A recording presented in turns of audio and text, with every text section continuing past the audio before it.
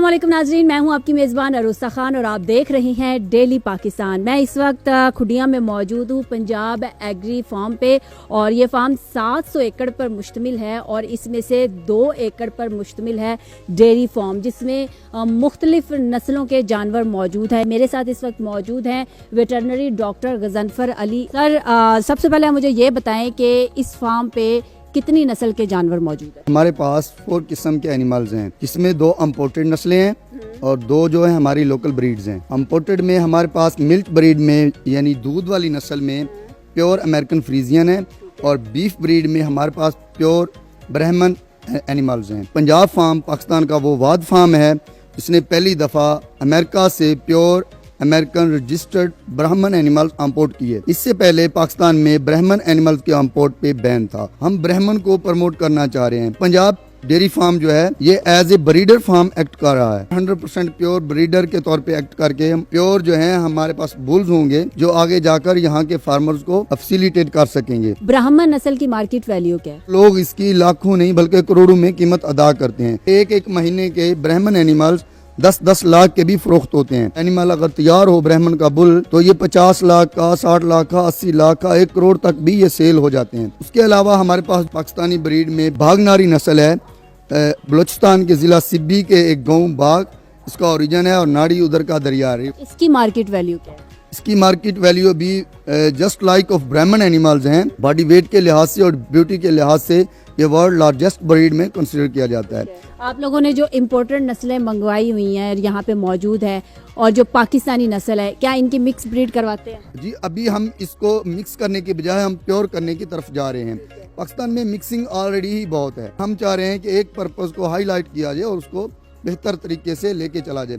For example हम milk purpose को लेके चलते हैं तो हम इसके लिए हम लोगों ने प्योर अमेरिकन फ्रीजियन एनिमल मंगवाए हुए हैं जिनकी अल्हम्दुलिल्लाह इन गर्मी के दिनों में भी 30 लीटर प्लस एवरेज जा रही है 24 आवर्स की। इम्पोर्टेड नस्ल पाकिस्तानी नस्ल पे इफेक्ट करती है और क्या कोई साइड इफेक्ट भी होता है? इफेक्ट हर तरह का 2 तरह से होता है। एक पॉजिटिव इफेक्ट होता है, एक नेगेटिव इफेक्ट होता है। पॉजिटिव इफेक्ट ये है कि इनकी मिक्सिंग से हमारे एनिमल्स की प्रोडक्शन इन्हांस हो रही है, मिल्क प्रोडक्शन इन्हांस हो रही है। इनके अंदर जेनेटिक इफेक्ट अच्छे हैं, इनका जेनेटिक मेकअप अच्छा है। उन लोगों ने इसको कलिंग और सिलेक्शन के थ्रू हाई प्रोड्यूसर की तरफ लेकर गए हैं तो इनका ये गुड फैक्टर जो है हम ऐड करके अपनी पाकिस्तानी नस्लों को प्रमोट कर रहे हैं। लेकिन नेगेटिव इफेक्ट ये है कि ये एनिमल्स यहाँ आके सर्वाइव मुश्किल से करते हैं। एनवायरनमेंट के मुख्तलिफ फैक्टर्स हैं, जैसे हाई ह्यूमिडिटी है, हाई टेम्परेचर है, तो डिफरेंट डिजीज़ हैं हमारी जो इधर की इंडेमिक डिजीज़ हैं, तो इस वजह से इनके थोड़े नेगेटिव इफेक्ट आते हैं कि इन एनिमल्स के अंदर टॉलरेंस बहुत कम है। प्रोडक्शन वैल्यू क्या है इनकी?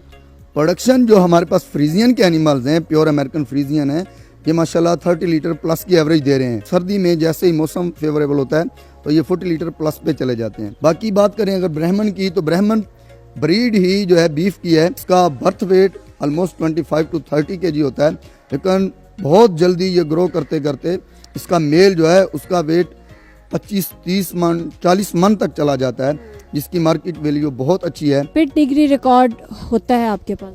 जी जी। और क्या पाकिस्तानी नस्ल का भी होता है? पेडिग्री रिकॉर्ड से ये मुराद है कि आपको पता हो कि इस एनिमल की मदर की यील्ड क्या थी, इसकी सिस्टर्स की क्या यील्ड है, इसके फादर की कितनी जो है फीमेल्स आई हैं, कितने मेल्स आए हैं, ये सारे पेडिग्री रिकॉर्ड में आते हैं। पाकिस्तान में कोई कुछ मेन फार्मर्स हैं जिन्होंने अपने एनिमल्स की पेडिग्री रजिस्टर्ड की हुई है, लेकिन most of the animals non descriptive animals हैं। लेकिन हमारे पास जितने एनिमल्स हैं हमने इनकी पेडिग्री रजिस्टर्ड की हुई है। जैसे ये अमेरिकन ब्राह्मण्स हैं, ये अमेरिकन ब्राह्मण एसोसिएशन से रजिस्टर्ड हैं, हम इनका रजिस्टर्ड ही सीमन इंपोर्ट कर रहे हैं। वैक्सीन लगवाई जाती है और इनकी बीमारियों में क्या फ़र्क होता है जो पाकिस्तानी ब्रीड है और जो इम्पोर्टेड ब्रीड है? जो ब्रीड है, ब्रीड के अंदर हम ऑलमोस्ट सेम वैक्सीन करते हैं, लेकिन ये कंसीडर किया जाता है कि पाकिस्तानी ब्रीड डिफरेंट डिजीज़ के खिलाफ रेजिस्टेंट है। फॉर एग्जांपल टिक्स माइट्स के थ्रू डिजीज़ पैदा होती हैं। टिक्स माइट्स अगर इम्पोर्टेड फ्रीजियन एनिमल्स पे आ जाएं तो समझें कि वो बहुत जल्दी थलीरिया, बबीजिया, एनाप्लाज्मा की तरफ जा रहा है। ये ब्लड पैरासाइट्स हैं, लेकिन अगर यही लोकल एनिमल्स पे हों तो इतना साइड इफेक्ट नहीं है। यहाँ पे जो जानवर हैं इनके कानों के ऊपर टैग लगे हुए हैं, ये क्यों लगाए गए? एनिमल्स की टैगिंग का पर्पज़ ये होता है कि हमारे पास इनका रिकॉर्ड होता है, इनके अंदर RFID लगी होती है, क्योंकि हमारे पास ऑटोमेटेड सिस्टम है। जैसे ही एनिमल मिल्किंग पार्लर पे जाता है दूध के लिए तो उसका सारा रिकॉर्ड शो हो जाता है कि ये एनिमल कब हीट में आया था, कब इसने बच्चा दिया था, कब इसको AI की गई है और इसका दूध का रिकॉर्ड क्या है। तो ये टैगिंग इसलिए की जाती है कि हर एनिमल का सेपरेटली रिकॉर्ड रख सकें हम लोग। खाने में डिफरेंस है दोनों पाकिस्तानी और इम्पोर्टेड ब्रीड में? राशंस जो हैं एनिमल्स के वो बिल्कुल बैलेंस रखे जाते हैं, और इसमें फ्रीजियन एनिमल में और जो ब्राह्मण एनिमल्स हैं इनके राशन में बहुत डिफरेंट है। दोनों ब्रीड्स का राशन जो है वो बिल्कुल डिफरेंट है। नाज़रीन, इसी के साथ अपनी मेज़बान अरूसा खान को इजाज़त दीजिए। देखते रहिए डेली पाकिस्तान। अल्लाह हाफिज़।